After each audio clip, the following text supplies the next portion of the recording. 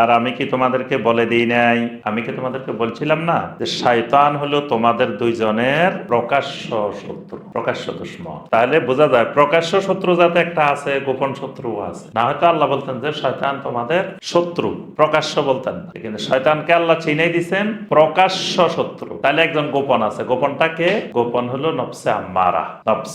এই জন্য জেহাদের 1 নম্বর স্তর হলো জেহাদুন নফস, নফসের বিরুদ্ধে জেহাদ। কারণ আগে গোপন শত্রুর বিরুদ্ধে জেহাদ, তারপরে প্রকাশ্য শত্রুর বিরুদ্ধে জেহাদ। আরেকটা হলো দেখেন, আদম আর হাওয়ার সাথে ঘটনা ঘটছে ইবলিসের, কিন্তু এখানে আল্লাহ পরে এসে ইবলিস বলেন নাই, বলছেন ওয়া আকুল লাকুমা, আমি কি তোমাদেরকে বলি নাই ইন্নাশ শাইতানা লাকুমা আদুব্বুম মুবিন, শয়তান তোমাদের জন্য প্রকাশ্য শত্রু। এখানে শব্দটা কিন্তু কি বলা হয়েছে, শয়তান।